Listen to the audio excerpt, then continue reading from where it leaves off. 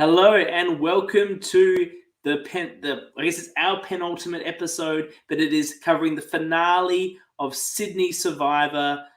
We've had the final. I'm here. I'm wearing crushed velvet. I'm looking fancy for the occasion. Will my co-host look fancy? We will have to see. But we've got an exciting episode to look forward to cover. It's the final. We're going to be talking with Ethan, who of course came fifth. We're going to be talking with Luke, who came out their fourth last member of the jury. We'll be talking about the whole finale. And then next week, we'll have some deep dive interviews with the finalists. So look forward to the final episode next week where we do those interviews. But tonight, we'll be discussing the finale and bringing in those fifth and fourth places. So without further ado, look, I must apologize. I like to have diversity on the ORCA pod, but tonight it is an ultimate sausage fest. I think I will have Jules and Annabelle for the finale next week, but tonight is the sausage fest, and I apologize for the lack of diversity in advance. So joining the barbecue first up is my good friend, as always, Max. Welcome, Max. What is up, CK? I love how you throw the just code in last minute and not tell anyone. So, spoiler alert, not looking fancy like yourself, CK. Thanks for the heads up. I don't have to dress you guys. Sort your shit out. Like, be prepared. look, Matt. I've got Matt. I literally just took off my hoodie and put this on. Well, speaking of hoodies, the CK, final you look person joining great. us. Thank you. The person we're bringing in this week to complete the sausage fest is the finale.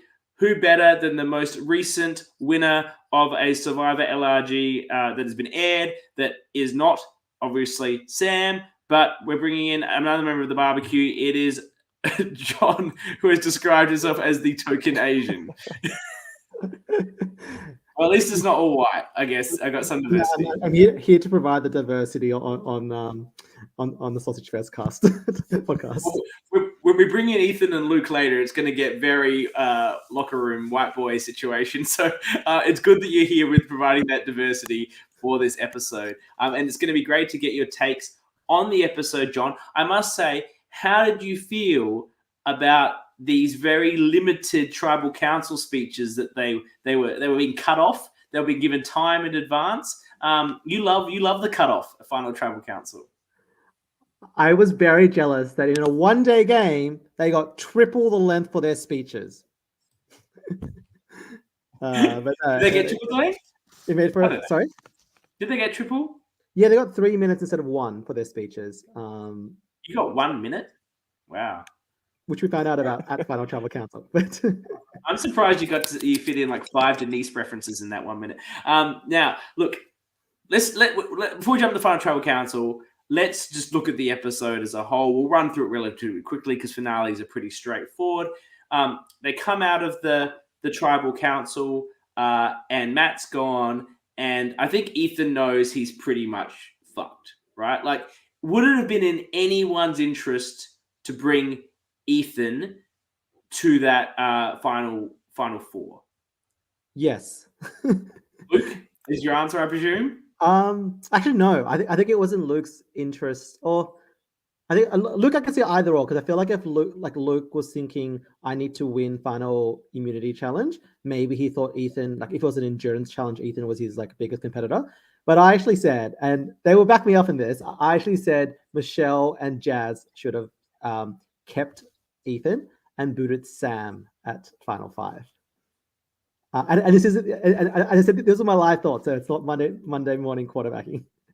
I just feel that at least for both Michelle and for Jazz, and I don't know if I'm skipping too far ahead into Final Help Council, I feel that Sam, just by virtue of, for Michelle, the same game styles and the same alliances that they were kind of together for pretty much the entire game, was going to be a hard matchup for her. And for Jazz, the fact that she made her primary merge move, allying herself with Sam as her big move of the game, sitting next to Sam at the end, would also have made it quite hard for her to win.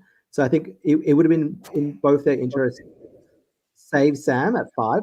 So save Ethan at 5, boot Sam, and then they can get rid of either Luke or Ethan at 4. Yeah, I'm just going to bring in this comment and I'm going to respond to that. Kurt Carson, watching from America, he's competed in a number of LRGs in America, and he's saying, apparently, according to Schneider, he created the term LRG, but I don't know if that's true or not. But they didn't let them talk at one. That's interesting. Now, I think you're right, John. And Ethan made this pitch, and people were discussing he's played a good game, even though he was trying to tell people he didn't play a good game. He's definitely played a good game. But someone correctly identified, I don't think people like him as much as everyone else. Like people, there's some negative energy towards him about the way he's played. Who was that identified that? Does anyone recall? Was it Michelle? Michelle? I think wasn't it Michelle that said that? Yeah. So you're right. Michelle should have been looking like everyone was taking Jazz, even though Jazz came second, if I recall from the votes. I think she got a lot of that, the edgies vote. She got the edgies vote who are like, fuck it, we're voting for the person that got back in, because that was always the risk of an edge. But people thought Jazz was going to come. And you're right, Michelle's, and look, we've been saying this on the pod the whole time, playing a very strong game, a very subtle game, but not as in a similar moves, making similar moves to Danny, making similar moves to Sam. They've all been connected. And Sam, just from the edit, and I know they lost a lot of Michelle footage, so it wasn't clear whether that was the edit or that was the actual experience of people on the day, but that Sam was more noticeable of the two of them. I think Danny was actually like the most notable, but when she was gone, it was Sam that was probably seen as the more prominent member of the group. And then they started Final Tribal Council with basically saying we played the same game, which suited Sam but didn't suit Michelle. Yeah, I think when I was looking at the merge, I thought Sam and Michelle were actually playing the two best games to get to the end. They were very well positioned. And I think Michelle touches on her in her speech when she says that she purposely had to play under the radar because of, her perceived threat at the start being like a well-known person. Her self-perceived threat, because it seemed like no one knew who she was. I knew who you were, Michelle. But in the cast, no one knew who she was. But then I think that like allying yourself with someone who plays a very similar game, but as you said, given the credit for being the more perceived person, but also that move on Joseph when Sam blindsided Michelle and left her out of the vote, and therefore he was more correct, as in Christy's words, in terms of getting the person out. Then Michelle is also like another leg up that he has over her. And so, as you said, when they get to the end, it becomes really hard to differentiate themselves because I guess on paper they made all the same moves together, except the one time that Sam kind of got one over Michelle. And if she really wanted to go super hard, like if she really decided, yes, my play is Ethan, my play is to get rid of Sam and Luke, she could have not even got the numbers with Jazz, she could have saved Ethan with the idol and made like a really big flashy move and then have that Ethan's only here because I saved him, and I saved him because I know that he's really rubbed people the wrong way with the way he's played this game. And like that's the sort of big move she could have claimed at the end in a group with Ethan and Jazz. There's a comment here from Michelle thinking that she thought Jazz wouldn't have been looked on favorably because she went to the edge. Look, I as a viewer, I don't particularly look favorably on returnees from twists, but there's been a lot of chat from the Edge of Extinction Survivor season where Chris Underwood, like he did all this stuff to win, right? And like maybe he wouldn't have beat Rick Devens, but he might have beat Rick Devens because all the people on the edge were sort of rooting for him because he spent all that time with them. And I know this is a reduced time game, but still there's that solidarity in being on the edge. And it was impossible to see who voted for who at the end with the darkness, but I feel like a lot of Jazz's votes must have come from those early edgies. Or at least the red, the pre-merge red allies. Merlene, Amanda, perhaps. Lizzie, I think was it. Lizzie, yeah. And, It would have been- and was Leah. I can't remember if Leah was Leah the fourth vote. Sam Yeah. says I'm correct, and of course I was correct. Just a segue here. I was correct in that I said that Sam would win this game. It was my And winner pick too. you're- The only one I've ever gotten CK. correct, I think. I picked him. I was right, and apparently Well done. I have drawn with Jules on this scoring game that we're playing. Apparently, but I think if you got a draw, it goes to the person who picked the winner. So I'm going to claim the victory. Yeah. And I think That's fair, CK. yeah. I was just gonna say, I love how you just. Sorry, go John. No, you go. I want to hear Max's hot takes. Max's hot takes. Firstly, I thought the final three was great. For a one-day game, getting a final three of that caliber of player, of the three players, was awesome. You never know in a game that's so fast-paced. You could just end up with a completely random three, and to get what I think were the top players of the season sitting where they deserve to be was a great result, especially with like the fourth, fifth, sixth placed finishes as well being strong in terms of the merge in itself. Yeah. I was thinking I was going on a bit of a tangent, but you're right about the whole Sam and Michelle closeness in games. But I think going back to, I think a comment you said before, CK, about how they differentiated. And if it was Michelle was to make her move, taking Ethan with her, I think you have to give credit to Sam's likability, especially when the votes are so close and it's one day. Sam's under the radar, likable personality allowed him to solidify that closeness with Michelle and also Luke, who essentially said, "Look, mate, at the final four, he could have pushed hard to save himself." Was saying, "Look, I'm not going to vote for you still," even though they were each other's biggest competitor at that time. Yeah. Luke was clearly was happy to be voted out. He was happy for Sam to win. And then he was going off to the jury for a short period of time to spruik Sam. So it was a wonderful outcome for Sam. And look, I want to go back to why I picked Sam to win. I picked him because I knew something about him from having watched him host Brisbane. So that was the basis. And he just struck me as someone with a really good survivor brain, really social, spoke really well, communicated very well. He does it very well as a host.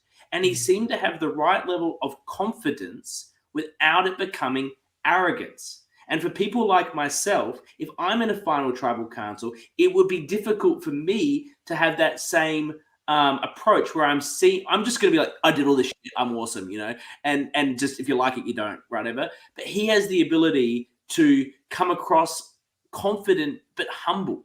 And that is what people want to vote for. They like that.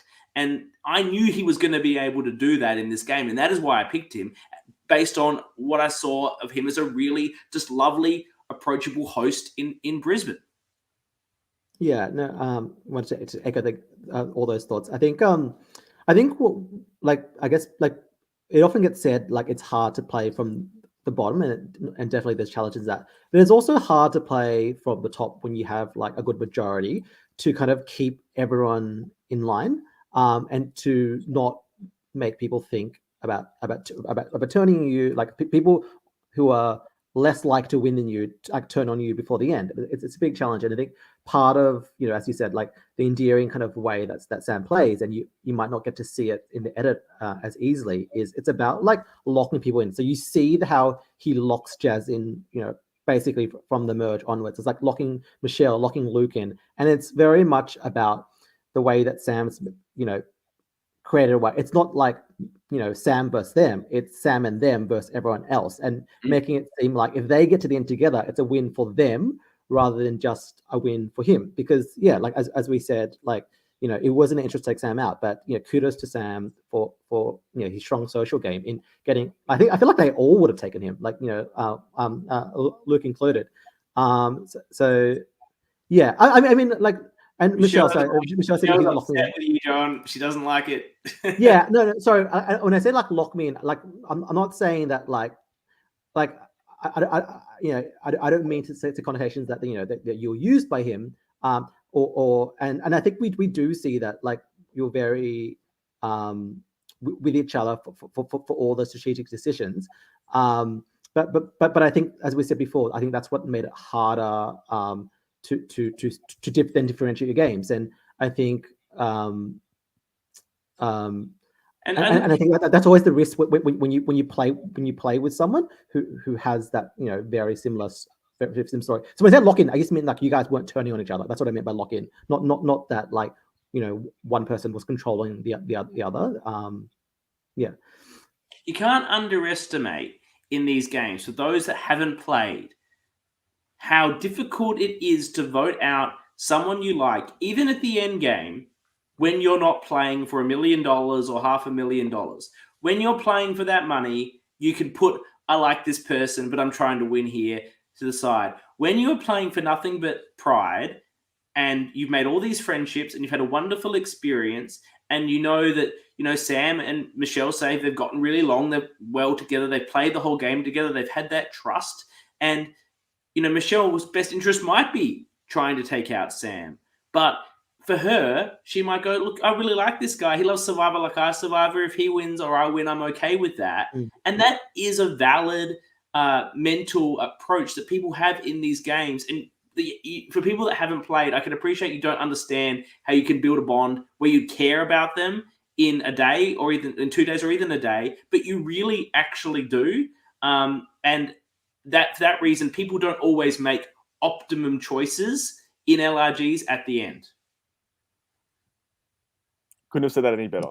It's once you're in that position and you're put through adversity with the people you're playing the game with, making that decision at the end is obviously incredibly tough, because there's so much more than, I guess, you're not playing for money. There's a lot more on the line, unless you're just going in to play a game and be a complete villain, just ruthless and couldn't care about how you're perceived. The reality is you play these games, you form great friends, and that's how it is. Like it's we're normal, like you normalize the situation rather than making enemies from it, I feel. And the decisions become a lot more tough once you're placed in that situation. Yeah. And I could have seen Sam, like, I don't think Sam necessarily wanted to vote out Luke, but he didn't want to save Luke. Like Jazz and Michelle were already just going Luke, and I guess he's just going to roll with that because there's no point saving him anyway. Like, but he didn't, I don't think Sam would have put the vote on Luke if that was the way it wasn't going. Like if Michelle was like, we're just going to do Jazz, right? And he would have been like, yeah, let's do Jazz. The three of us will go together. Like it was just, that's the way it was. And I think it's fine to not do the, to send it to like a draw, a sort of a tiebreaker. It's fine to do that. But yeah, I think in the end of the day, they had those relationships, and the chat's going off with all these people confirming this position that, you really do make these sentimental connections. Yeah. And I think like the most interesting thing about Survivor is you are watching, like 16 like humans play with, real emotions and like different motivations and different things that change how they vote, because it isn't like a board game. We often discuss on this podcast like the optimum move, but it's not a board game. And I think as you said, like it's very real relationships and very real emotions over a very long day. And even though it's only one day, like it's still like you're going through that many tribals together, and then you have that shared bonding experience. And I think the other thing is that and this is a strength to this cast, and I think the best part of the season is the strength of the cast. Like I thought, anyone who made the final 10, I said at the time in the merge, like I was actually happy for any of them to win. And I think it's a huge like credit to everyone, that everyone felt like if they got to the end, they had a chance of winning, a few votes. And I think I haven't watched much Survivor, but this is like the first final tribal counts I can remember where like everyone got several votes, whereas usually people get like the third person gets 0 votes, or they get like one from their like blood versus water partner, like a pity vote from their mandatory vote. So like the fact that like these guys all had like at least 3 votes, and Sam didn't even get a majority of votes. He had 6 of the 13. So I think it shows that like because they all played really well, they all thought, all right, I'm just going to get to the end and be able to give my pitch in front of the jury and like, I have a chance. It's not like I'm going to the end and there's no chance. Because I think if you know you have no chance, then you're more motivated to then to flip the tables. But the fact that everyone played really well or had a really good story to tell the end made getting to the end the main priority. There's a question from Kirky. He's like putting a big one here. I'm bringing Kirk in because he's watching from the US, and I don't know if he's even watched the season, so it's really interesting that he's commenting. How many optimal moves do you need? I think modern Survivor has become to a point where and this is the modern game, like modern season, post-season 40, and I think you'll see LRGs adopted because it's a quick game. You need one. You need one move. You need to have like one move that you can say was your move at Final Tribal Council, and the rest of it, if you sort of just went with the numbers, that's fine. And Sam had that to differentiate himself from Michelle, as you identified earlier, John, with the Joseph vote. Yeah, I mean, I don't think it's, and I know there's often like an emphasis on a big move or what's on your Survivor resume, but I don't think it's like that. I think at the end of the day, like it's about having a good story and having the relationship. So when we talk, it's not about making an optimum move, but it's about like putting yourself in a position where you can get to the end with two people you can beat, and like. Yeah, that, and there might be like zero big moves in that, but if you position yourself in the end with two people, that the jury is more likely to vote for you than them, then that's what's optimum about it. And I don't know if, like, we've discussed that perhaps Michelle saving Ethan was a better move for her. Maybe she gets the votes, but I'm not so sure Ethan doesn't win. Like, he may have some negativity towards him, but as much as he tried to undersell it to the rest of them when he was trying to get saved, he played a fantastic game. Like, he's got his dodo moment with the idol nullifier, but putting that one aside, like, he had advantages. He played them to success. And you can identify missteps, but those missteps become irrelevant when you made the end. So, like that's the point. Like, you can say, "Oh, that was a mistake. That was a mistake. He shouldn't have voted for Shane at the group tribal. He shouldn't have threatened Joseph." But it doesn't matter when you make the end. It's the winner's story, right? So history is made by the winners. These were all great moves because I'm at the end. So I feel like, and as Danny said, it's a very red jury. A lot of people would have known him. You would have had Maddie there, like pitching the hell that he should win, like stumping for him so hard. And this is what Michelle's saying. That's why you want to take Ethan, far more visible than Jazz. I think you bring in Jazz. I think you take the edgy risk. It's just that Kirk's asking what red means in the red tribe. We don't do tribe names on this show. So Ethan fights hard to be saved. He can't be saved. I want to just talk about the challenge Survivor trivia. Sorry, I just wanted to first.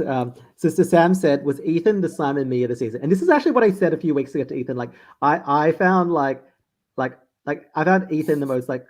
I mean, I loved everyone, but I found Ethan like the most kind of like compelling character watching this season because he was playing like balls to the wall, whether for good or for bad. And it reminded me a lot of Simon in Heroes versus Villains, where initially he's playing bad, but it's just really endearing that I kind of want to root for him to win despite all of that. And I think just with Simon, like if Simon had gotten to the end, even though he misplayed pretty much all of Heroes vs. Villains, like I think he would have had a really good story of getting to the end in spite of all the mistakes. And I think he would have had like a really good shot against I think he could beat Jerry and Matt. Yeah, oh, he definitely beats Jerry and Matt. So So I think it's always hard, and that's one of the things about reading the jury, about knowing what are they going to prioritize. And for a lot of these people, because of the way the edge works for the entire season, a lot of them haven't even played with the people in the jury, so it's even harder for them to work out what are they going to value. Yeah, I don't particularly love full cast or edge juries. I feel like I've had it a few times in orgs, and I feel like you get people voting that just don't have the knowledge of the game to properly give a proper vote. Like you saw JT there, like he's like, I don't know who I'm voting for. I don't know. Like he just doesn't know. Like I hate all these people. Like I don't know who played a good game. I guess I'll vote for the person who played the best game. I'll try and figure that out. Like it's and I know Eli's saying it's only because it's a one-day game, and I get it. Everyone wants to be involved, and Backyard do that too. Like I get it. I just feel like the more authentic experience is an actual jury at the end. Survivor trivia, I liked it. I'm disappointed with some of the people's answers. No one got Earl Cole. A bunch of people, including, Survivor Facebook savant Michelle, said Richard Hatch. Like, who thinks Richard Hatch won unanimously? If no one ever watched Borneo, like, it was a brutal, nasty tribal council where everyone was unhappy. To be fair, in Michelle's defense, it was the end of the game. They've been up since God knows what because they had to get to like the Blue Mountains, and they're like it was freezing, but by that point, but like Danny looked like she was in the Antarctic. And having been on a winning Survivor trivia team with Michelle, I think in other circumstances she would have gotten that question. How did you guys go? I was answering along as I went. How did you guys go? I got that one right. I was happy with that. I got it right. I can claim that. Even though I haven't watched most of Survivor, I got everything right except the Dicko question, because what the fuck? I knew Dicko. What is celeb Survivor? Like it was on Channel CK, 7. We know you would have won this challenge if you were there. Good. I don't know. I got the longest gap question wrong. I forgot about. I got that right because I knew Amber had won. And I put Kelly, like from season 1 to season 33. Oh, because that was 31 to 31, so that was 30 seasons gap. Yeah, I did 30. Yeah. Whereas Amber had 32. Yeah, so I forgot. No, the answer was Ethan. I mean, it's the same because there was All Stars to. Oh yeah, no one. Did someone say Amber? I mean, it was the same because they both played All Stars and they both played. It was the number. Yeah. So yeah, it was Celebrity Survivor. It was on Channel 7. It was hosted by Ian Dixon. Who won? I know the guy who came second was like a senator for the One Nation Party. I think that which is embarrassing. I think the winner was an actress that used to be on like Home and Away or Neighbours. I think it was actually a pretty good season, and we were desperate for Australian Survivor after that horrible first season that got made in South Australia. If anyone's seen that trash, it was better than that. So yeah, look, I liked the trivia. It was fun. You all should be super fans. Maybe you're not. Yeah, my only problem with it is like it punishes people like Shane who just would then never have any chance. So I quite like the in-game trivia because like the have you been paying attention one, because then like theoretically like everyone should be able to answer those. But then I guess like I think it's harder for people, if you're trying to like not have 16 super fans, which is a bad idea, then it means like a lot of people just have no chance. Eli's asking, should I watch it? I'm assuming you mean the celebrity one. I don't know if you can find it. I think you're better off spending your time watching an LRG, but it wasn't a bad season. But I would, if you want to watch disaster, like the reason we didn't have Australian Survivor for like 20 years was that first season. I don't know if anyone's seen that, but it was horrible. I think it got axed after 3 eps. Yeah, it was really bad. Okay, so then Ethan goes, we come back, final challenge. It wasn't endurance. I prefer an endurance challenge for the final challenge. How about you, gents? I mean, I love like an endurance challenge. I think hand on hard idol is always going to be my favorite final immunity challenge, because I think there's something beautiful about like seeing like how far are people willing to go, like how desperate like are they like so I love an endurance challenge where it's not about strength and it's just about willpower of fighting away the pain. How much do you want it? Having said that, it was 10 o'clock or something by the time they're doing this. They have to wrap up, and so like I don't mind the memory one, except I wish there were dividers so you couldn't cheat off the person next to you. Yeah, but Michelle wasn't cheating. Luke was looking at Michelle's a lot, and she beat him anyway. So Luke just reacted in the backstage. He didn't like that. That's what it looked like to me anyway. And Michelle wins. And then we've talked about the discussion point here, what they could have done, but it really Luke was going unless Sam wanted to make it a tie.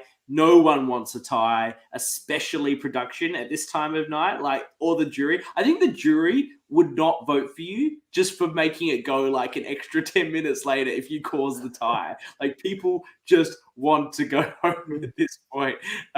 So I think it's appropriate. I think it was the right call for everyone involved once you were at that final. And I think that's evident by the fact that, as we talked about, the votes were very, very close. As you say, John, you don't think you've seen that in Survivor. I've been trying to rack my brain. If someone in the chat has a view where there were actually like a decent amount of votes across a final 3, like pop it in there, because it's not popping into my brain. Because I think Todd won 4-2-1, like Todd, Courtney, Amanda, and then like Natalie Anderson won with like because the others got like their blood versus water like people, and then Reed didn't wanted Missy to come last. But yeah, the fact that it was like it was really competitive. But even then it was like Amanda got 1 vote, and it was a pity vote from Eric. But there was no. But of course, when you got a bigger voting pool, but even still, you know, in Winners at War, there was like 20 people voting or whatever, and still like Michelle, I don't think got any. And then you know, same with Edge of Extinction. I'm pretty sure, like from memory, Underwood pretty much clean sweeped it. Like there's a couple of votes here and there. So like it is very like, and I think we should really compare it to the Edge of Extinction circumstances because that's what we had here. And it really was an even position. I liked Final Tribal Council. Obviously, they're short on time and there's a lot of jurors. So I liked the idea that you were only able to ask a question to one person. It wasn't a you know, here's a question for the group, and then everyone waffled on about it. No, I even without the shorter time, I think it's better just to have one question, especially when you have a jury that big, just because like, you know, obviously the jurors have been waiting for a long time. They all want their moment, but like it's not about you. like you get one question and then like move on. Like you should know by then like roughly who you're deciding between, and like the one question you need to clarify your answer. Okay. Who do we give the most savage juror to? I feel maybe TK. He was a little bit. He was a bit aggrieved. He's like, I thought TK was playing it up, was milking the screen time, and wasn't actually that angry. I think he was. Respect TK. That's what I'm all about too. You got to make that moment about yourself. You know, it's your final moment. Make it about you. I don't care what John says. Make it about yourself. I love a salty juror, so I was happy. I was really excited when TK did that, and of course, like JT absolutely delivered on what we wanted from it. I'm glad. Like initially, I thought it was weird that like the most recent juror, like Luke went first, and then JT went last, because I thought like the it would have been better to start first and then get move towards people who were like in the end game, but like saving like the best for last. Like we couldn't even see JT's face. It was when he was asking the question, but I felt the intensity of that through the TV screen. I was scared for Michelle. yeah, he was angry. And he's really delivered. Like as I've said across this whole podcast, hit him with an Edge of Extinction. You really want a salty person as the first boot, and it just sets the scene so perfectly for that. And you know that's why it sort of Reem Daly became so famous. And look, I don't think Natalie was that in Winners at War. We didn't really need it at Winners at War, but on Edge, it sort of worked with Reem, and I think it really worked here with JT being that perfect boot. As I've gone through other LRGs, I think there's a lot of other people that would have done an equally good job, like a Josh Peterson as first boot on an Edge, a Scott as first boot on an Edge. I could see being like extremely similar, but it was fantastic content and he delivered here at the end. So the only thing I was disappointed about was I was expecting like an Iron Man jacket or like something to complete the Marvel universe, and yeah. But again, I went Invisible Hulk mode. Invisible Hulk mode. That's what it was. Yeah, because you can see him. He was angry. That's a good call, Max. That's a hot take. I like it. You bring it on the hot takes. Continue this series. My little bits of time. I really enjoyed that content, and the voting. I don't know if the voting is still available for the end of season awards for Survivor. I voted in it, and I gave John a couple of categories. Like he really did give me a lot of like something in this season that like made me think of him for a few things. Ethan wants East Crew King vote for him in best duo. Look, I'll be No, honest. Ethan and Shane is the best duo. Like that storyline, like Shane- carries the What season. about Shane and his Advantages. advantages? I voted Shane and his advantages, baby.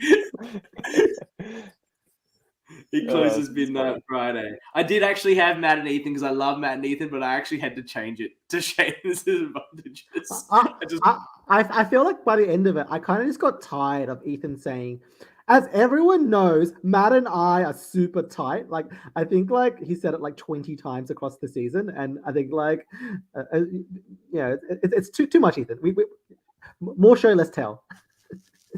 Well, if they got me, I voted for them. We'll bring in Ethan in a moment. I think we've covered it pretty well. I reckon. What do you think about? One thing. I feel like Michelle deserved at least second.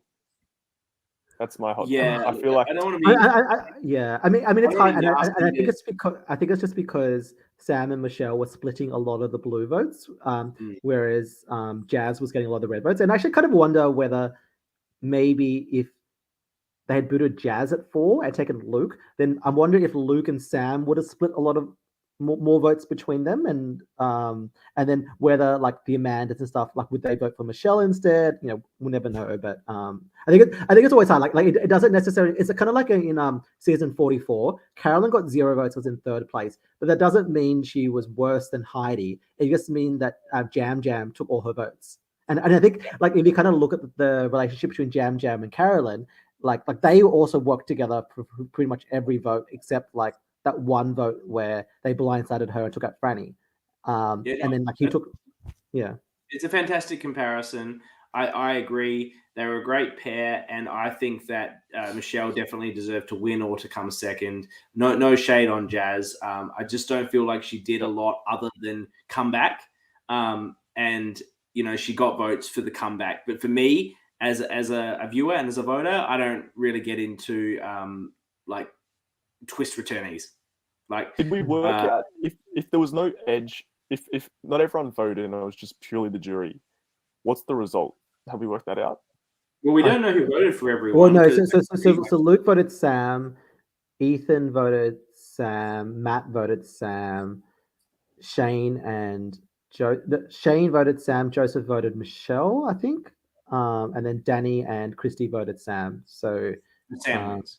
Sam wins Michelle second. Oh, there's Matt wins Michelle. So Sam wins like 5-2, 5-2. Yeah. Do you think and Jazz's votes all came from the edgy. So yeah. Michelle, so we're getting some here. Yeah. All right. So I guess I thought it was a really good final tribal council. I think it wrapped up the season really, really well. I like the little moment they had with Sam talking. I thought that was a nice way to sort of finish it. With everyone behind him, and he reveals that he's done his Brisbane Survivor, and then put a little note there that you can watch it now. And then Christy said that lovely thing about the cast and how authentic the experience was, which was very positive. And then we got a little sneak peek. And I just want to talk about the sneak peek before we bring in Ethan. I don't know if you guys watched after the credits for the sneak peek, where Eli has revealed that season 2 is a 2-day game, which I think is a strong positive. And he showed us 2 random birds, like a parrot and an owl or something. And he said that there's going to be some sort of twist, some like a thematic twist for the whole concept that's never been done before. Like, I don't want to put some shade on you, Eli, but you really are like building it up, and now it needs to deliver. Like, it needs to be exceptionally fucking good. Because if it's just like they randomly, did this that's sort of like this or something, you know what I'm saying? Like, it's been built up now. Built up. Yeah. I remember I commented when I was watching that it felt like a kitchen appliances ad, like at 2 a.m. when it's like, and that's not all, we also have this. And it just kept going. And I was like, all right, do I have to give you my credit card details over the phone? Right, because it kept going on. What we're going to do in this season. Look, all 3 of us, we were very heavily involved in Melbourne for Uncharted Waters. Uncharted Waters is a pretty unique concept, and it's exciting. But am I going to say here that it's like going to be the greatest thing of all time? No, I'm not, because that builds up things unnecessarily. Okay. All right. So let's bring on Ethan. Here he comes.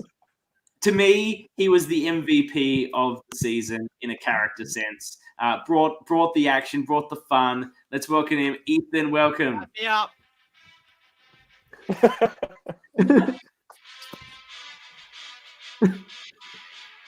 He's been practicing this, actually. Yeah. Well, he's had 40 minutes to practice CK. All right. Just found this idol. I thought, you know what? I will have a look at it, and I'm gonna play it for myself and Matt. This is what the idol nullifier looks like. Just to let everyone know, it's not an idol. What a dickhead. Love you, Danny. So this is what was my idol. It does say idol, to be fair. It says nullifier too. And I've written idol on it just to make me feel better. I think what we learned is Ethan still doesn't understand how an idol nullifier works. Have you not watched David versus Goliath? It's actually a very good season. No, I haven't. I haven't seen someone play a nullifier. Okay. First of all, I want to say thank you to you guys for doing the podcast. And I'm just not going to shut up for the next 45 minutes. And then I want to say thank you to Eli and everyone that was crewing, and especially the cast, because you're all amazing and I love you. And I want to say thank you, everyone who watched as well. I had an amazing time, and yeah, it was such a fun game. I wouldn't trade playing Sydney Survivor for anything. So I'm very proud that I came 5th. I didn't actually think I could get to the end until final 6. But yeah, it was an awesome ride. So thanks to everyone for following along. You were this close. If you had voted before Michelle at Matt's vote out, you would have the idol. Okay. So I don't know if you guys saw, but the idol was hanging out. It wasn't under the thing properly. You could actually see the string. Another production mistake. Or was it deliberate? It wasn't fucking deliberate. And I asked Michelle, would you have gotten it if you hadn't seen it? And obviously, you just really can't be too sure. But I was looking. I wanted an idol. You were in the rocks. You were looking everywhere on the walk-up. So if that wasn't sticking out, Michelle might not have found it. I would have instantly just played it for Matt at 6, because Jazz came up to us and told us she was voting Matt. She said, I've made a deal with Sam. I'm voting off Matt, and there's nothing, that's it. That's why we love an honest player. So Jazz was dead to us after that, which is fair enough. You can't just tell me you're going to vote off Maddie P and then expect me to It wouldn't have been your Didn't you tell Joseph you were voting off Shane and Joseph to his face?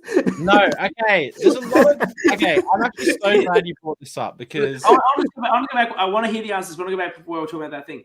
Okay. Are you saying it wouldn't have been your optimum move to save Maddie with an idol at final 6? It would have been better to use it on yourself at final 5. No, I would have played it for Matt straight away. Then you guys are done anyway. But I think Matt might get to the end at that point, because we vote off Jazz, and then it's between myself and Luke, and I'm barracking the shit out of Matt to win. And I think Christy was as well, because when I was still in the game, no one knows, but Christy was barracking for me to win. So that was a massive help if I did get there. But yeah, even if I didn't make it, Matt would have made it, and I would have been happy out of Matt. You would have been happy. So happy. So, all right, go back to the Joseph thing. So obviously, I didn't look at my nullifier, and the reason I didn't look at it is, one, because up until that point, every idol, the ones that what's the guy's name? Russell, had found and stuff, were circled. They were this. This is what they sort of felt like. So in my head, this is what an idol felt like. So I just felt it. I'm like, yep, it's an idol. And then I knew I was on the chopping block. So I just ran around. And the thing with showing Joseph, pulling it out and being I've got an idol, was because I wanted Joseph to try and do something about it, so that way him and I could work together. I wanted to go, hey, I have an idol, I'm going to be safe. So you need to figure out your other option. But it didn't come across like that at all. So the plan was to actually tell Joseph, so I could work with him later on because I wanted to work with him the whole game, but it just. But you voted out Shane, therefore you voted out Joseph. Yeah, I know, but like, I don't know. I was like, I'm voting Shane, but like. It seemed more like a threat that you then carried out. You effected your threat. You said, "I'm going to vote you out. Do something about it," and he did. He got Shane to play one of his many advantages. Yeah, look. I wasn't trying to make a threat to Joseph. I was trying to use it. I was trying, like, in my head, I really wanted to use an idol for more than just playing it. I wanted to give me an advantage in the game, like let me create allies. So I tried doing that and failed miserably. But it also meant that Christy and Danny went out. And for me, I think that was actually really good because Danny, like, I think I has spoken a few words to Danny, and she just gave me looks that, like, I knew we weren't gonna work together. And then Christy, I actually felt like we were working with her because Christy's working with everyone. But she's not stupid. Like, if the majority numbers were to vote me out, she'd just vote me out. So yeah, I don't think she was really with you guys. No. I mean, and I saw today that Matt Pitcher posted on Facebook that he had these amazing pops made by Todd from China. He makes the pops of his amazing 3-person alliance of Ethan, Matt, and Christy. And Christy's there. He's delivering them to the two of you. And I'm like, there wasn't a 3-person alliance here. There was like Ethan and Matt and Christy stringing them along. Like, what is this? If it wasn't for that weird double tribal twist thing, wasn't Christy going to flip and vote with the girls like Marlene and? Yes, that's what she said in her interview. That's what she said. She was like, he was going to work with the girls, and then as Jazz said when she was being interviewed, she said she wouldn't have flipped. It's gone. Yeah, so it's hard to know if that actually happened. If she would have, like, if Jazz actually. Well, I know it's here. She said she was with you until you proved to be scum. It also didn't help at 3 where it was just me, Matt, and Christy. I just went up to Christy and, like, if we lose, you're done. Like, that's what I mean. Like you said you told Jazz off for telling Matt that she was going to vote him off, but you were very direct this season. Bullabara 3 with his pops. You can see the pop there. There's one of them. That's obviously the Matty Pitcher pop in his picture. Yeah, I'm sorry, Matt. That wasn't a real thing. But it's nice that you got the one with you and Ethan. I think that's lovely. Yeah. And so going back, Ethan, like I feel like you and Shane was like the rivalry of the season. It kind of was like very much like George versus Simon. It carried the entire season. Right. So what happened? Because you were together. Are we comparing Shane to George? Is that the right comparison? No. I'm just saying, like, it was the rivalry. That was a season-long rivalry. But you were only together for an hour before you swapped tribes. Like, you had one vote together. What happened? Like, why did you hate Shane so much? I think after revealing my advantage to everyone, and I did that because on the walk back from that first egg hunt, I had picked it up and I knew Danny saw me. So I went and talked to Danny. And then Joseph was in the conversation as well. So I had told Joseph that I had found something. And then once the tribes everyone was put into their 2 tribes, I recognized that Joseph was on my tribe. So I thought, what's better than to let Joseph go around telling everyone I have an advantage than to just be upfront and honest. 1, probably not the smartest idea. It's a good way to get voted off really early. 2, it could have potentially made for a good alliance with just Joseph if I had talked to him privately about it. But I got really shifty and shady vibes from Joseph, which I don't know why I wanted to work with him, but I did. But so yeah, the reason why I was so against Shane was because I read mine out and I knew he had his because I'm pretty sure Danny had said someone else on our tribe had found it and it was in his fucking pants pocket and I could see it. So I go around telling everyone, like, I'm whispering, like, hey, look at Shane's right pant. Like, you can see it. So immediately I was trying to play like that. I'm a good guy. I've upfront and honest. I've told you about my advantage. He's being a snake. Like, let's get him. So I think the real rivalry was I wanted to get him out because he didn't want to tell people about his advantage when I did. And that's why I wanted to blindside him. But it was almost you first in that vote, wasn't it? Yeah. We've talked about what would have happened if Amanda wasn't brutally blindsided by Leah, which thank you, Leah, because yeah, I felt like I didn't want to play it. Like they were right. Like you never really want to reveal an advantage and play it straight away. And I really had no intention of playing it. And I just tried acting like this is for the alliance, which meant me. And then Matt came along, and Matt, when I read out my advantage, Matt came up to me and said, like, that's given me a lot of trust in you. And thank the Lord, because he was in the middle of the whole tribe. Everyone loves Matt. But yes, for voting out Amanda, I think Shane might have gone home. Is the conclusion from if that didn't turn on Amanda. I think it would have been something like 5-3 or like. But if you played as idol, then you were done. Which you might not have. Potentially a three-way split, but a three-way split on our first tribal is just ludicrous, especially with half an hour. Like it's just not okay. So yeah, so thank you, Leah, for doing that for me. I actually don't mind that you read out the advantage. Like you thought so, you'd been seen finding it. You told Joseph you had it, and did you actually know what it was before you started reading it, or was that was my main problem? My only problem with you reading it out was you didn't look like with your other advantage. You didn't actually check what it was before you read it out. Because if you had done Shane's advantage and read out, I have the legacy advantage. If you vote me out, you get an idol at the merge. That without not having an incentive to vote you out even more. As if he would will it to a single person on that fucking tribe. He'd will it to someone on the blue tribe. Yeah, like I would, and that would have been pretty clear. Like if I had that advantage, I wouldn't have said nothing. I'll be like, all right, well, great. Now, if you vote me out, no one's getting the advantage, and I'm going to be on extinction, and you best fucking believe I'm going to win this challenge and fuck your shit. Like, I swear to God. Like, don't even try coming for me right now.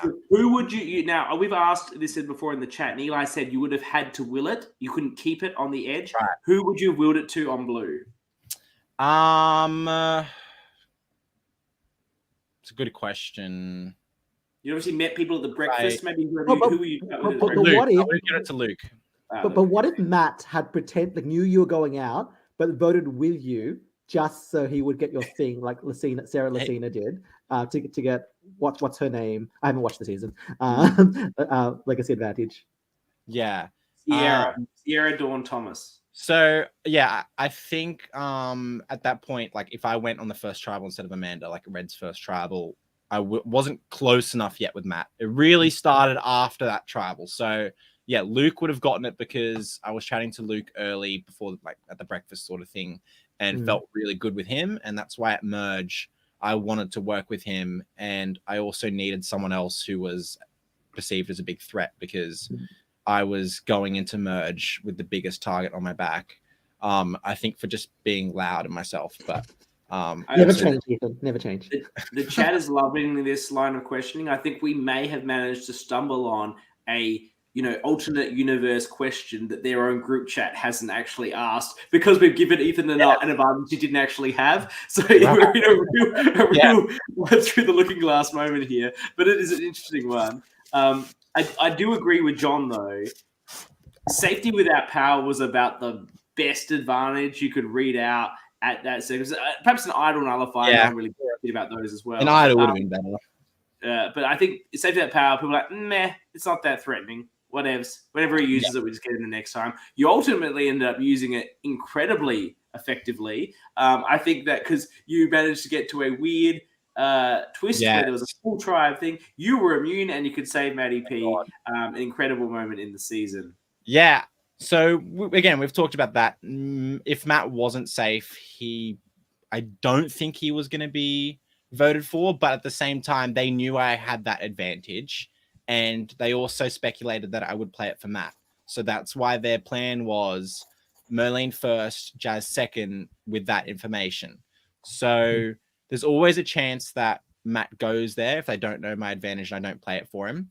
But yeah, winning, if I didn't win immunity, I was just playing it for myself because like like Matt, I hope you don't get voted off, but like it's me. Like I felt if I didn't win, it was definitely me. Oh, that's fine. Like you can stick with your alliance, but you don't have to sacrifice yourself. Like fall on a sword for them. You know. No, and I really tried pushing with Merlene and Jazz because it just worked out so good and so weird that the four of us made a 4-person alliance after Amanda got voted off and just before the swap, and then got swapped together back to red, which like all of us are like, what the fuck, this is crazy. Like like we're in the majority, the four of us feel really good with each other, and then we lose and we have to, like, the options are basically Christy or TK. And like personally, like if I made it to the end, I would have claimed voting TK out as a move, because yes, I was in the majority, but TK had given me the like he'd given me the power within my tribe by coming to me as soon as the swap happened and said, hey, like I'm just want to survive, like I'm if I have to go against my blues, like I will. And then I was like, threw his name out to Christy, which was amazing. Like, perfect. Like, this is exactly what I needed. Because like I don't have to lie. I can just go and tell everyone, he said this to me, build more trust with my alliance. And then TK, to his own credit, was a threat. He's a very smart person. And I think if he made it further in the game, would have been lethal and very good. And also credit to Christy, because I didn't perceive that from Christy where I should have. I hadn't seen her season, but TK really upped his play and me perceiving him as a strategical threat, and Christy really lowered it and just sort of like tried playing the middle and trying, like everyone was talking to me. I felt like I was at the top of the tribe after the swap because of that. What happened though? I mean, top of the tribe, running the tribe, and somehow Christy works her magic and gets you all to vote for Shane, who was on your red tribe, who none of you had ever cast a vote for. So, you know, you can say there's some negativity, his name was out there or whatever, but you hadn't ever voted for him. And all you did, and you're like, oh, he's got an idol, let's flush that and push him to the blue. Like, what was, and Christy managed to puppet master you. You all should have just voted for like Danny or Sam or someone, like, or Michelle. Like, what were you thinking? I actually don't remember that vote. Like, I don't think anyone remembers that vote. I think Christy put on like some Jedi mind trick. The Men in Black thing where they zap your memory and shit. Yeah. And I don't think any of us remember anything, but I don't know why we did that. I don't know. Like we talked about it. Like I even said, I think we should vote a blue. Sorry, Christy. And then we didn't vote a blue. Like that was in the edit where I say that. So my thinking was obviously to still vote a blue because that's just smart play for us Reds. And then between, like, there's just complete fog. And then we write down Shane and then we go back to camp with 3 people. So Christy is incredible. Like I voted her best player of the season because she was. And unfortunately, like it just shows how hard it is to get her out. That 2 idols had to be played, and she was gone with 2 votes. With 6 people out of 10 immune. Yeah. Yes, exactly. So I think Christy and she was paired with another threatening player as well. So right. Yeah. So like insane. Yeah. So like you had a tribe swap, you pretty much somehow lucked out and got all your chosen alliance, and then you had the numbers, but then and this is something I know very well from, you just kept losing and losing and losing and losing, going back to trouble, back to trouble, back to trouble, back to trouble. What was that feeling like for you? Because I guess you kind of one of the narrators of the season, so like we kind of felt the stress coming through confessionals, but with the 1-day game and how quick the rounds are, like what was it like, just feeling like you never got a break? Yeah, I think you guys know my answer, and I was fucking sick of it. It was bullshit, I think I said. Yeah, like just like this is my whole game, is I literally did not think 1 vote ahead because I knew my name was always being mentioned, and losing challenge after challenge pre-merge sucked because I really liked my alliance, but I also had the most options when Lizzie and Christy were still in the game. So for the first tribal with TK, I had the most options, me personally, and the same at the next one, because the girls wanted to work with me and Matt more than they did Merlene and Jazz. And then obviously that changed after, or just before tribal, because when you started threatening everyone with your advantages. So losing doesn't feel good, and I feel like people perceive you more as a threat if you have survived more tribals going into merge. At least they should. And getting down to a tribe of 3, I felt really good that I was still left, and I also felt confident that if I lost, I was still in the majority. So that goes like on one hand to luck, because I didn't know that Merlin and Jazz were going to go against me, and then they got voted off. So, but on the other hand, it's also, I aligned myself with a really strategical and social player, which allowed me to just sort of play a bit more freely. And I think that's what you see with Sam and Luke a bit more into merge, is that they work together and they can come back and just give each other information. And same with Sam and Jazz, and even Sam and Michelle. But Matt and I did just Sam and everyone. They were just feeding you. Sam, everyone. This is what I fucking said at Final 5. It's Sam. Sam's the threat. Get rid of Sam. I don't understand what we're doing.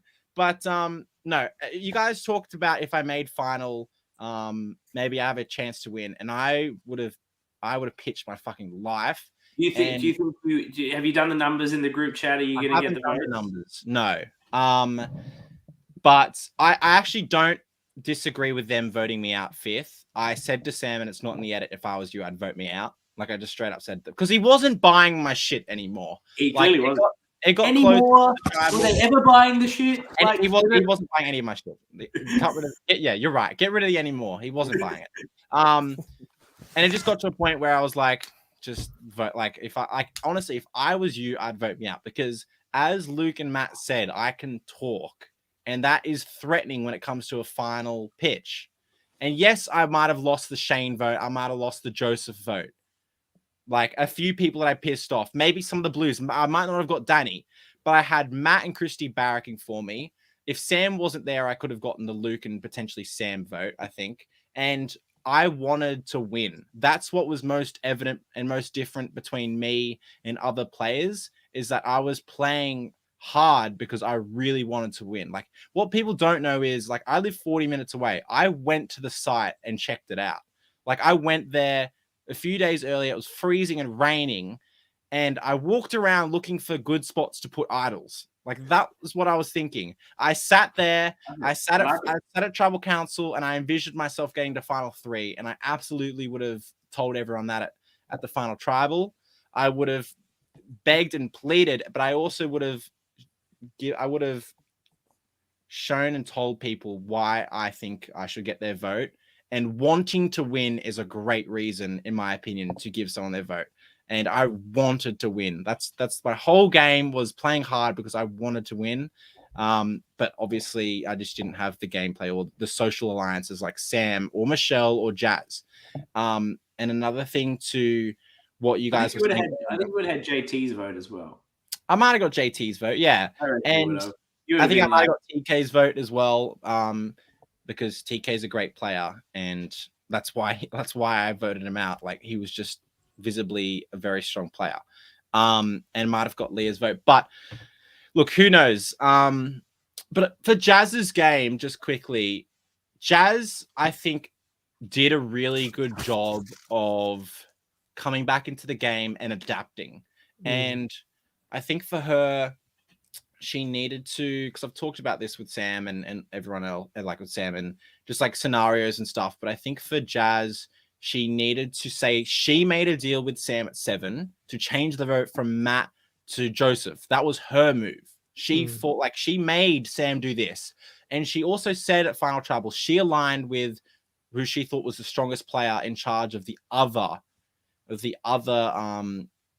tribe. So to go from being red strong with myself, Matt, Merlene, to then being voted off, coming back in and going to Luke, Sam, Michelle, and making those strong alliances, having a deal with Sam. I think Jazz played a very good game, and I think the way she got to final 3 was very good. I just think I agree with you, CK. Michelle and Jazz needed to vote off Sam if they wanted a chance to win, and that was basically my plea to all of them. Was like he will win. Like, you need to get rid of him, and that's why obviously I voted for him at final 5. And was my hope was Michelle and Luke would do something, because Luke, he's not stupid, and I'm like, I don't know if I said to him or not, but he basically knew he was going next. I think Luke was just too loyal to Sam. And that's why Sam ultimately won, and that's props to Sam. Luke was so loyal. Michelle was so loyal. Jazz would not have voted him out. She was way more loyal than those two, because when she came up to Matt and I at 6, she said, I have a handshake agreement with Sam. I do not go against my word. This is how I'm playing the game. So Sam created this little family of people who would just follow. Like obviously I know there are things like, this isn't just Sam's world and we're all living in it, unless it is. But credit to Sam. Sam had 3 people who wouldn't vote him out. I think Michelle would vote out Jazz. I think Jazz would vote out Michelle. I think Luke, depending on what Sam wants to do, would vote out either Michelle or Jazz. So, Michelle's not having a response. Ethan, don't put words in it now. She already told off John. You're next, Ethan. She doesn't like it. Don't put words I in love you. I think you played Ethan, great. if it's you sitting next to Jazz and Michelle, do you think you win? Yeah, I think I win. 100%. I just think I wanted it more. Like, I know for Jazz and Michelle, at least, obviously, I can be so wrong, and I can't wait to hear what they say.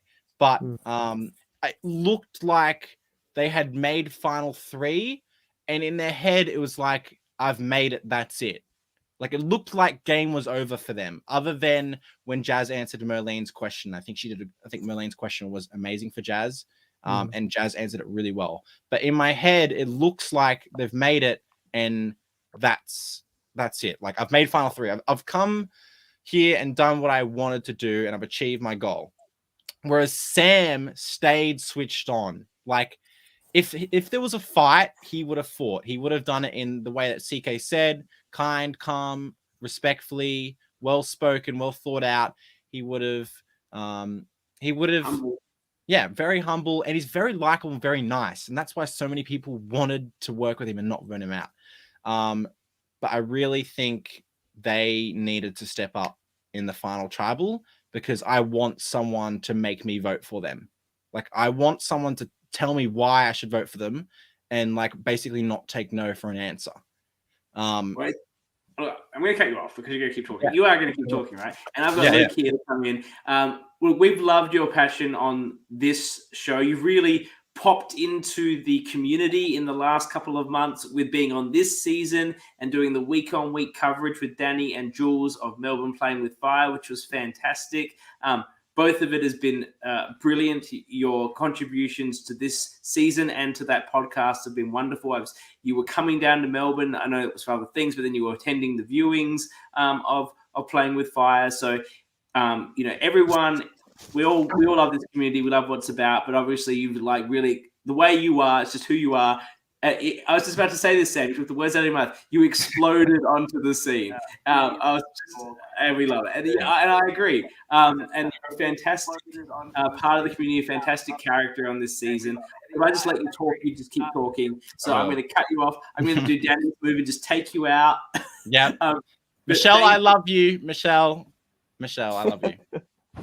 Final words. Thank you so much for being a part of this season and for being part of the community. We all love you. Thank you, CK. Thanks, Max. Thanks, John. I love you all. Ethan. We love you too. Pleasure to watch all right. So here comes Luke, all the way from New Jersey. It's like 7:30 in the morning. That's how good. And I'm glad he's going to be here. We're going to probably get to interview every single person that appeared on the season. That's pretty special, particularly when they're like Joseph and have to come in 7 a.m. from the Cayman Islands. And now Luke coming in from early morning in New Jersey. Welcome, Luke. Being Chancellor in New Jersey. I know. I guess we could just bring Ethan back for some. Hey guys, how you doing? Hey, Luke. Hey, Luke, how you doing, buddy? Up, Luke. Thanks for sticking around. Hey, I'm maybe I good. should How's put you everyone on- going? Good. Maybe I should. Well, put, I mean, you guys, thanks for sticking you around. guys. You good? I think it's it's a bit of a lag. lag. A bit of a lag laptop's between having- your thing. I think that's why it's hard for us to answer, Luke. Yeah, that's right. I Do think we it have should some work lag? itself out. My laptop's just a little slow. Yeah. I would say thank you for waiting around. Perhaps should have had you on first because I should have expected Ethan to talk for 2 hours. But that's just the way he is. But thank you for waiting around and for tuning in so early. I guess your arc on this show was loyal challenge beast. Is that what you expected you would do, be in the game? Or did you think, you've played some orgs before. Did you think you might be a little bit more sneaky?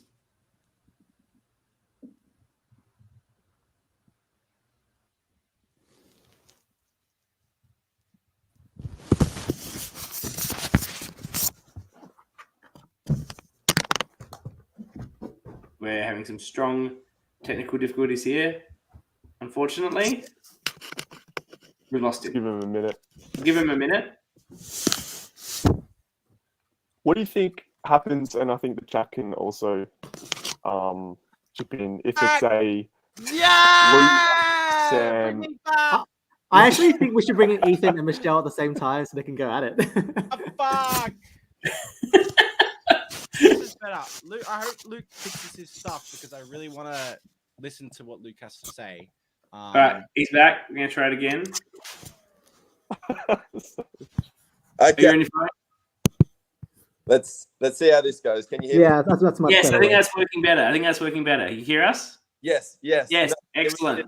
It was on my laptop. It's a pretty old laptop, so it struggles when I start to do things like this. So No, all good. So what I asked before was you played a loyal game. You played a very strong challenge game. Was that your plan going in? Because I know you mentioned you played some orgs, I believe. So did you think you might play a bit sneaky? Because people generally come from orgs. They're generally a bit more sneaky. Or did you think you'd play that sort of game? yeah, I mean, coming into Sydney Survivor, I mean, you can't have a blueprint to play any game because the people that you play with are going to be different every single time. And so, but I mean, in saying that, I did have somewhat of a blueprint, just knowing myself and knowing myself as a little bit more of a reserved, laid back, introverted type of personality. I knew that I would do well in the challenges as you saw on screen. And I wanted to try to navigate the game while trying to downplay this challenge threat level by just being a little bit more quieter, trying to play off myself as maybe a little aloof, not really knowing as much about the game as maybe some other people like your Sams, your Michelles, your TKs, your Christies, and just try to portray this image of everything's going to be fine. Let's all just have fun. And while, yes, that is true to my personality, I just wanted to kind of exaggerate it a little bit. Touching on your point as to whether I thought I was going to play a loyal game or not, I think everybody goes into these games thinking that they're going to be like the man of the show. They're going to be cutthroat. They're going to do what they need to do to win the game because that's what you see on TV. That's what you see people playing for $1 million on the real show of Survivor. And going in, that's what I thought I'd do. I thought I'd play this perfect game as everybody thought that they would. And I'd be able to cut someone like Sam when it came to Final Four. But the reality was that even though it was only 12 hours, I realized partway through the game that once I made the merge, I realized that I had kind of won, or I had satisfied what I came looking for. And that was really just to, one, enjoy my time, two, be able to make the merge so that I had enough time to really indulge in everything that the game had to offer. And three, be able to form what I felt were really genuine connections and genuine connections in that if anyone from the cast was saying, hey, Luke, we're going to be in New Jersey from this date to this date, that I would feel that it wouldn't feel like a chore or a burden to me to say, yeah, hey, come stay with us, come sleep on the couch. I'd love to house you. I'd love to sort of catch up with you. And I felt that I had sort of hit all of those points that I came into the game wanting to hit. And it's funny because as the game progressed throughout the merge, I gradually felt more and more like these people were starting to become my friends, because I can't really talk about Survivor to my friend group in the outside world because, one, they don't watch it, and two, they just don't really care for it. And so these people that were becoming my friends, I felt as I was getting towards the end, and I think this sort of talks to my end game a little bit more as well, where at Final Four, you do kind of just see me fall back and say, hey, what's done is done. Like, if you want to take me out type thing. I felt that at Final Four, I had an inkling that if I wasn't there, Sam would win, and Sam would win quite handily. I mean, it was quite an even vote, but I thought that Sam would win, and I was happy to really take that step back and sort of give him my blessing to vote me out and everything would be fine, knowing that I could spend those last couple of hours of the day really being mindful and really soaking in this realization that this day won't come again. And I'd be able to sit on the jury, not have to try to wrap my mind around trying to give this final tribal speech, and just really be able to enjoy sitting back, observing, enjoying the moment that I was in, and really feeling this wave of emotion where I felt very grateful, very, very proud of Sam, and this feeling of belonging and just gratefulness and just joy and calmness in being able to just sit back and enjoy the presence of everyone, knowing that I was done and I didn't have to be in the game anymore. And I mean, as you would any friend in real life, whenever they have personal or professional successes, you really want to cheer them on, and you want to allow them to have that spotlight and allow them to just really revel in this moment that they deserve. And I was so happy to be able to, at Final Four, just step back and say, hey, Sam, I feel like that this is how it's going to go. And I'm just going to be so happy for you and so happy for the girls that they're able to have this moment without feeling this overwhelming sense of guilt by voting me out. So I guess that kind of answers that question. What an answer. That was an incredible speech. The chat is going off, and I think what you just showed us, that had you gone to Final Tribal Council, you probably would have won, because when you're going to speak that emotively and with that much passion about the people you just met, I think you just had everyone lose their mind for you in the chat. I can bring out some of this. We love you so much. Love you. What an actual legend. And then he starts crying. And then Christy, you're such a legit fella. Eli, you're such a good egg.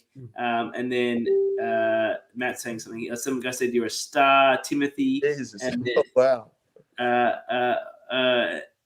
He wanted to nuke you the minute he saw you by the end of the day. He wanted to hug you. What does that mean? I want to nuke you.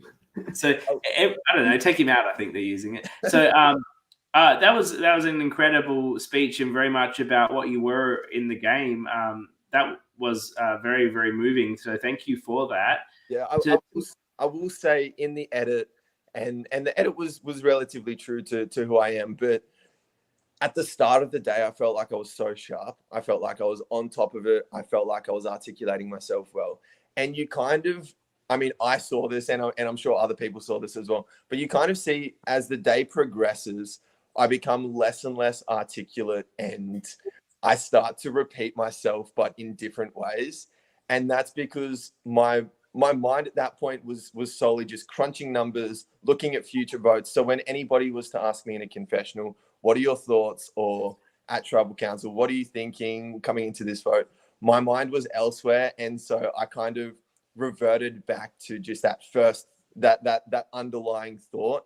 And in most cases, it would just come out as me repeating myself. So you can kind of tell. And I think that's why at Final Four, maybe some people didn't think that I'd have such a hot case to potentially pitch myself at the end, because I was just so spent at that point, and my mind had just turned to mush, that it was just so hard to be able to articulate myself like someone like Sam, who, I mean, that's he's definitely got an outstanding gift in that realm. Yeah. I want to take away from the fun, loving moments for a second and talk to you about all the controversial challenge successes you had. Bring it on. Throughout the season.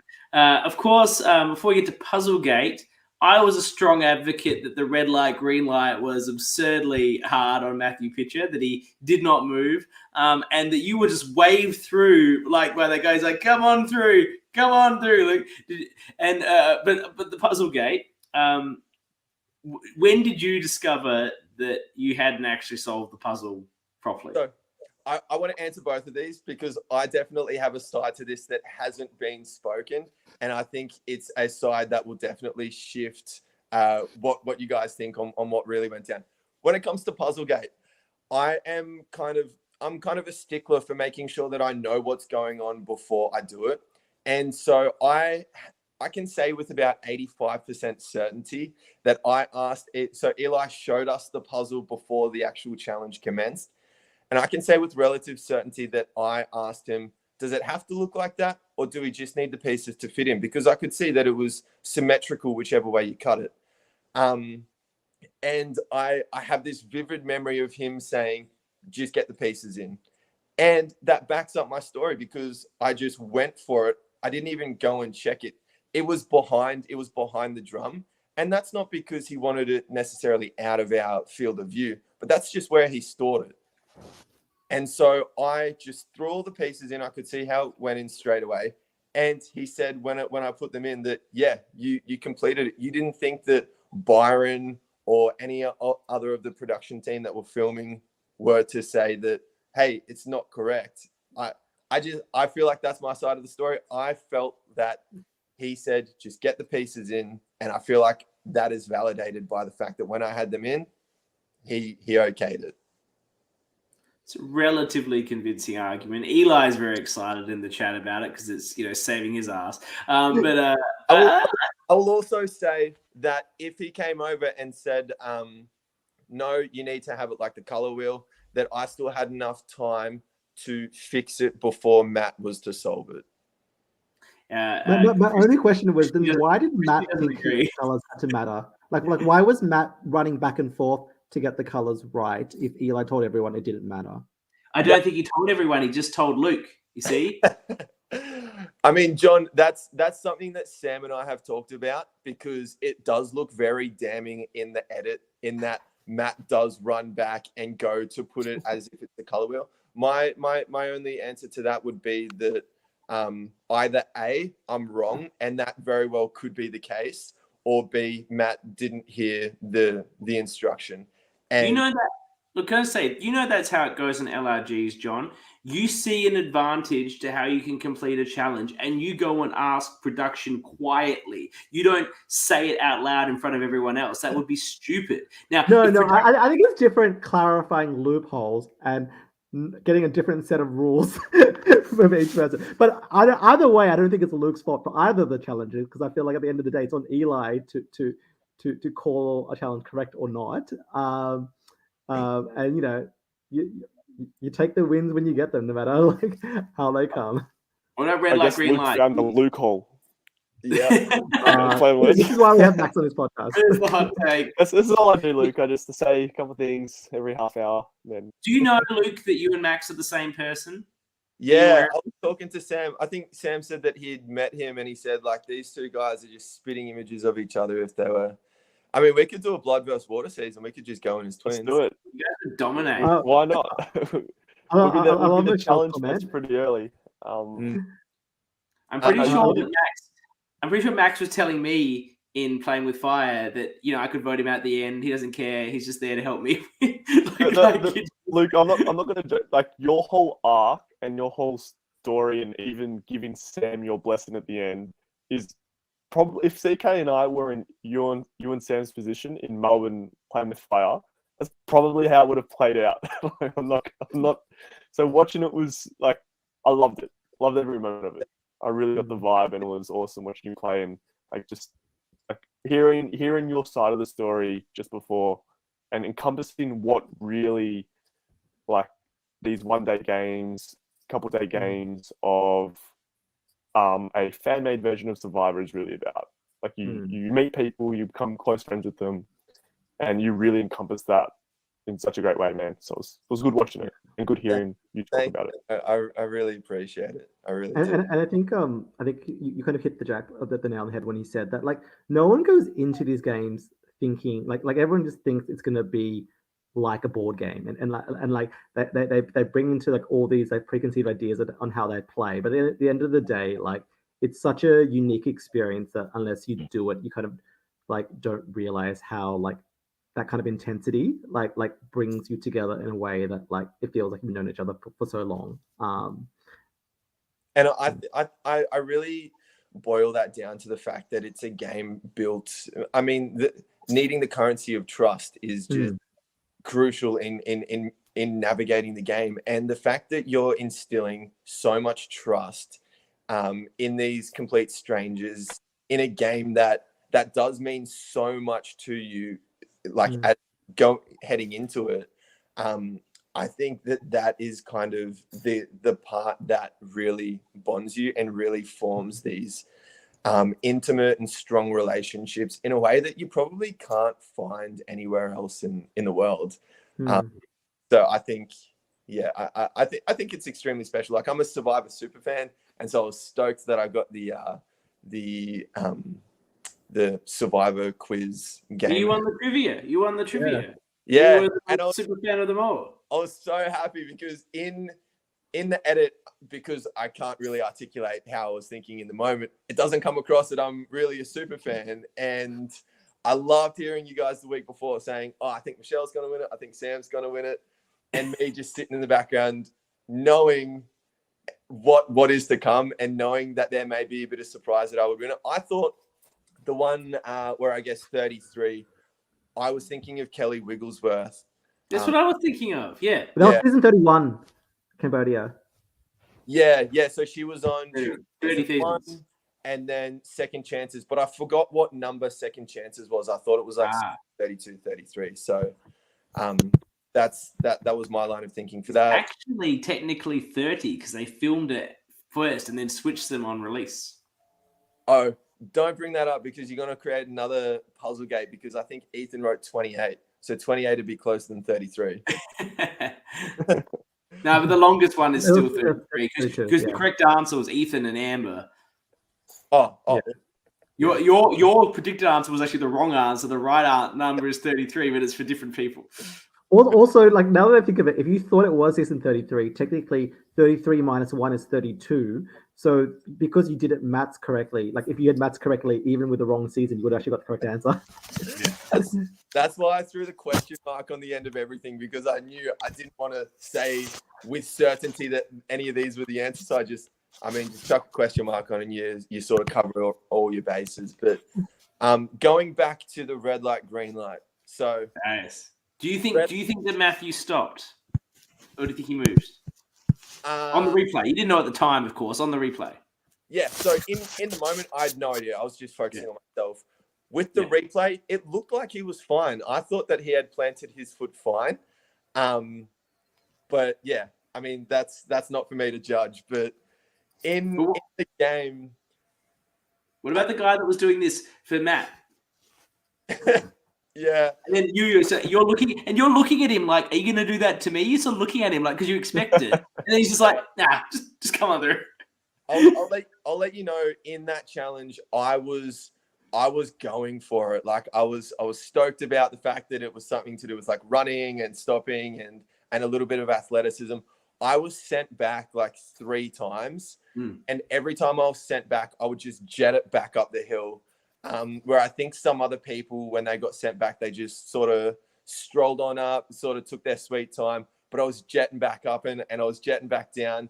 And you'll see if you replay it, there's a few times where I slip and I have to try and like catch myself, but I get sent back up. And so I feel that, while yes, I think in that instance, Matt was probably robbed more so than the puzzle. But I saw that his foot stopped in the replay, but I would say that it wasn't handed to me because I was sent back 3 times, and I managed to each time come back and maybe take it a little bit slower, and then just managed to get it pretty luckily, I guess. Look, you were fighting very hard in all the challenges. You had this mindset that I'm the challenge beast. They all see me as the challenge beast. As soon as I'm not immune, I am in trouble. Like, that's how you felt, right? The rest of the match? Yeah. I love how you kept playing it down as well, Luke. You're just like, how many have you won? I don't know. I don't know. I love that. How many do you want? I don't know. You knew exactly how many you'd won. Yeah. One thing I wanted to ask was, I guess, like the blue 5 was kind of the defining alliance of this game. I guess from the way the edit showed it, and I don't know whether this was true or this was what your experience was that it felt like Danny, Michelle, Sam was the core alliance of 3, and then you were in a duo with Sam, and Christy was more in a duo with Danny.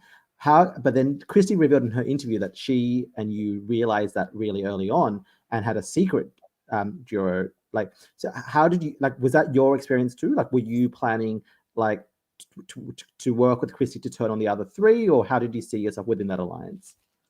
Yeah, so I think the edit portrayed our alliance really well. I did get the sense that it was Michelle, Danny, and Sam, and I was kind of on the outs a little bit, but was still in that. And it was the same with Christy, and I think that was probably some driver. Like we knew that on some level of consciousness, and that was a driver for her and I to form this relatively close bond that wasn't actually shown. That I think the Christy and Luke bond was the one that wasn't necessarily shown as much. So I didn't really know how I was going to play that 5 heading into the merge. So when Christy and Danny were taken out at the merge, I kind of shit my pants, to be honest, and I think Sam did too, because we weren't expecting that. Obviously, we had no idea that Matt had the idol. Yeah. So when that happened, my jaw hit the floor. But heading back to camp, I realized that knowing there were murmurings about Ethan and Joseph and their conversation, and knowing that happened and seeing what Ethan had just done, in my mind, I saw that since Christy was gone, it freed up Matt and Ethan to basically just be 2 numbers to pick up. Yeah. And you'll see in that conversation with myself and Matt that it looked like Matt was actually driving a fair bit of that. But it was great because if he wasn't to come to talk to me, I was going to go and talk to him and pick up those 2 as basically numbers for myself and Sam, because I could see that Joseph and Jazz were really kind of sowing seeds and really becoming a little more tighter to Sam and Michelle than what I was comfortable with. And so picking up these 2 boys and kind of forming this coalition in voting for Joseph, getting Joseph out, I saw Joseph as an extremely dangerous player. And I feel that if he lasted 2 or 3 more votes, that it was going to be me that was going between him, Jazz, Shane. Maybe he swayed Michelle and to get me out. So I think that was probably one of my nicest moves in the game, was working with Matt and Ethan to form this other alliance, because I talked pre-merge about the fact that I would need to flip at some point and I would need to work the red numbers. And in Survivor, I mean, you guys all know the game in and out. It really is all about timing, and it really is all about making sure that you either pick up those numbers, you either flip, you either win an immunity at the right time. It's all about timing as to what will enhance your chances of success moving forward. And picking up those 2 boys meant we could take out Joseph, we could take out Shane, and essentially someone like myself who's been winning a lot of challenges and should go out in 6th or 7th place in most seasons is therefore insulated within the 2 boys and Sam, because Michelle wanted to go for Ethan. And so Michelle wasn't then looking at me as someone that could be potentially voted out. So, I mean, that worked really well. And then we saw that Matt needed to go because Matt was just such a nice guy. And he was such a threat. And then you could see how Ethan was talking. Like, I mean, just in that call then, this is a guy that really knows how to talk and really knows how to sell himself. And at final 5, I was thinking, shit, like, do I save him and do I potentially flip on Sam? But in him being such a good talker, it really validated me needing to also vote him and vote him out. So yeah, I mean, it's a crazy. I mean, I actually think that was the. I mean, I think we all agree that Christie's Jedi Mind Tricks was the best move of the season, but I actually think the most underrated move of the season was that final 8 vote because the group after that you made, because after Danny and Christie kind of got like twist fucked out of the game, like you guys perfect. but you guys were theoretically down in numbers. Like theoretically on OG numbers, it was 3 blues and 5 reds. But I think you guys like rightly read the room and could see that the 5 reds were never getting on board together because of the, Ethan versus Shane and Joseph ball. And I think you played them off against each other really well because you took out Joseph Shane and then Matt and Ethan like back to back, where theoretically you didn't have the majority and it was a position where you guys could have been vulnerable, but you were able to tap into your connections on different sides to make it work for you. And I think that's a move that doesn't get enough credit. While also enhancing yourself with Michelle because she's just lost Danny and Christy. So, you got that 3 and then you got your 4. And from there, you guys really decided what happened for the rest of the game. And I think that's part of the reason why, some of the reasons why we had to kind of leave Michelle out of that vote was because her and Joseph were becoming quite close. And she, like you'll see in the edit, and you would have seen in the edit, that she wanted to take out Ethan. And so she voted for Ethan. But I knew that I needed Ethan for her to keep sort of tunnel visioning and setting her sights on.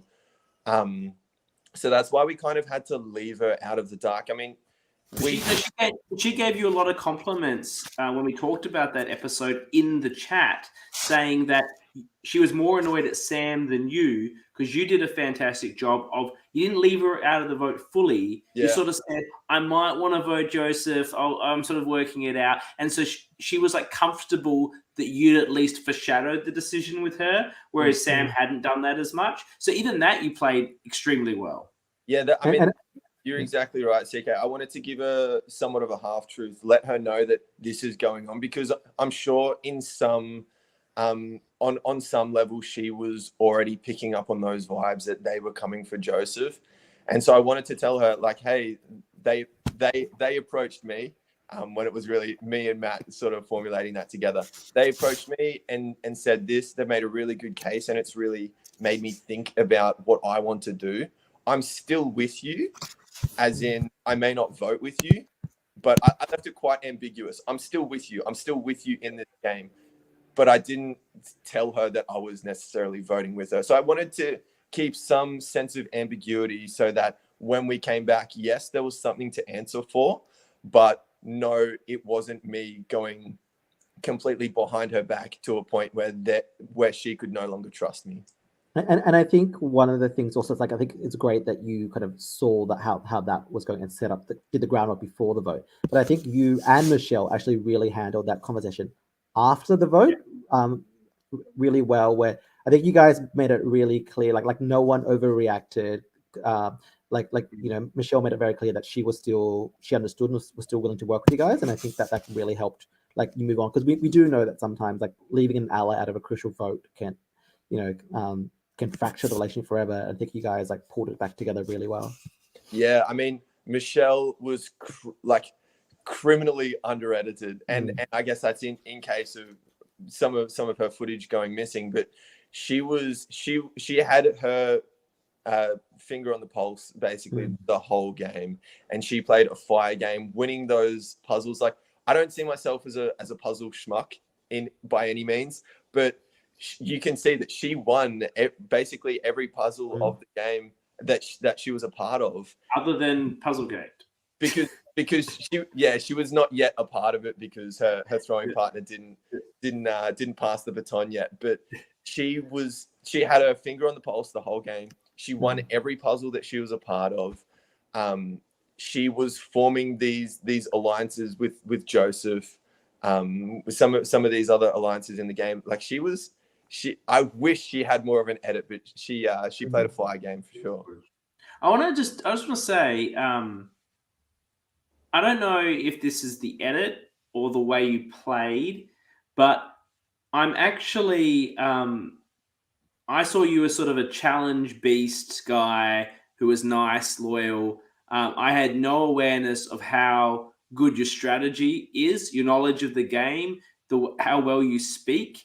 Were you downplaying these things in the episode? Because in the show, because to be honest, the person I'm meeting here, if I met him in a Survivor game, I would think this guy's the most threatening person in the world. Like, you've really got the triple threat.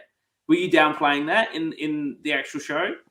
Yeah. So yes, to an extent, and then the rest of it was just the fact that my mind was fried. So to an extent, I mean, I think I answered it before, but I was going in with this relative blueprint that I saw myself I play almost every sport under the sun. Athletically, I knew I'd do fine. Yeah. When it comes to puzzles and identifying patterns, I feel like I would have done very fine. When it comes to being able to socialize and be confident in your own skin and be able to just converse with others, I thought that I would be fine. So I really needed to work on that threat level and work on having people see myself as somewhat of a Fabio, in that I'm here for the ride while winning challenges. I'm not a threat because I don't have the mind of someone like a Sam or a Michelle or a Maddie P or Ethan or Jazz. But you clearly do. You were that's. I had to make myself seem quite aloof, seem like I was just there for the ride. I didn't really know what I was doing. Dumb jock. You're going for that, like exactly right. And I think that's kind of. I don't know if I've seen a more proven way to play for an archetype of the person that is great at challenges. Like you have to, if you're kind of really accelerating in one aspect of the game, you need to balance that out by really drawing down another aspect of your game to really even yourself out more. Otherwise, you're just going to stand out and people are going to then vote you out for standing out. I do want to touch on something as well. I know we probably don't have a lot of time left, but I do want to touch on the Final Four. And seeing everything after you've reflected, after you've ruminated, after you've got that retrospective perspective on what has happened. How about I give you this as the Final Four? Now, I don't know if there was going to be a fire-making competition if there was a tie, but I have talked to Michelle afterwards, and I asked her, Michelle, if I came to you and I really pitched to you that Jazz has been voted out, she's made bonds with everyone on the jury. You can see that most of the jury is red because her, Sam, and myself are blue. Yeah. There are people that haven't seen the game that you, Sam, and myself have been playing. So I genuinely think that Jazz would win if she made the final tribal council. And I've talked to Michelle, and she said that she could potentially have been swayed by a conversation like that. And we could have tied up the vote, us two on Jazz, Sam and Jazz on myself. And if it's a classical like rock draw, then the only person that's pulling rocks is Sam. And so Sam would be voted out by default. He would basically be Sareed. Although it is Final Four, I know that they probably would have had something up there. No, so I think they worked out very early on that rocks at Final Four doesn't work. So that's why they added the. I think, but Sam, a challenge, yeah. But do you think in this scenario, Sam is still voting for you? You're not going to him and say, I've convinced Michelle, let's all go to the end together? No, because I think he then tries to sway Michelle to vote for me. Okay. Yeah, so I think, I don't know. I would love to hear from Eli if there was something up his sleeve in the it was a flanking challenge. Probably your bread and butter there, Luke. I think you're probably winning that, Luke. Yeah, so I think that would have maybe solidified my case to the jury before needing to plead my case, in that I essentially forced Sam into doing something that he didn't want to do. He wanted to take me out, and I am still loyal to him because I'm not voting him out, but I'm trying to vote someone else out. So it's up to him. If he wants to go, if it's a rock draw, then he would go out. But if it's a planking challenge, I feel like I've sort of flexed a little bit of muscle in front of the jury and then gone into the planking challenge, maybe with a chance to win and get on through. To be, look, I can't speak for the people on the jury, but if I was on this jury and you did that and then come out of your full shell in the final Trouble Council, you show your whole self that you've been holding back and talk the way you've talked on this podcast, I think you get like almost all the votes, because that's what really impresses people, that you're able to be so aware of your strengths and your weaknesses and to compartmentalize them in the stress of the game. Everyone thinks that they can play a different way. I thought I could play a different way against my personality, but at the end of the day, the stress of the game, it is very difficult to reduce parts of yourself like that. They only heighten up in that stress environment. So I could see you having a very convincing final Trouble Council to go along with your immunity wins, plus a big move like that. I think it would have been very impressive. Yeah, I mean, it would have been interesting. But I will say, if that was to happen and I was to win, watching everything back and seeing how little I was able to articulate myself in many of the episodes, I would have been pretty disappointed with the season. I was so stoked that Sam came through as the winner and that he was sitting next to those girls that I'm a winner because I always have that what if. Like, I never saw it happen. So I could always say that. You never lost. Yeah, exactly. So I could always say, oh, but there's that little piece. What if I made it there? I can always kind of hang my hat in that. And also be extremely satisfied and extremely proud of those people that made it there. So, yeah, I mean, it's really something being able to play these games, and I've applied for a couple here in the US, and waiting to hear back from them on that, and hopefully this time I'm able to play a similar game to what I feel like is a great blueprint for me, but also be able to articulate myself a little bit more in some of the confessionals and Trouble Councils. So, yeah, the good thing is that once you play once, there's enough games that you can give it a go in another city. Particularly in a different market like you're going into.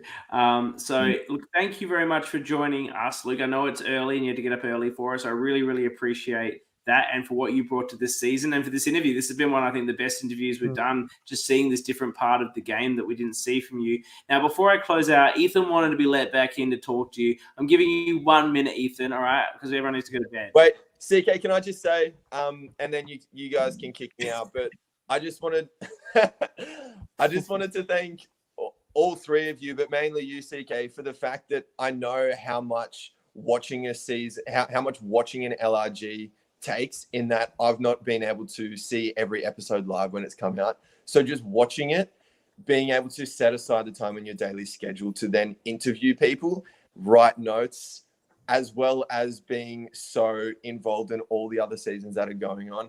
I just really wanted to commend you and commend all three of you, because Max, John, I've seen you guys pop up as well, and the rest of the ORCA gang on really Jules and Annabelle and Ma.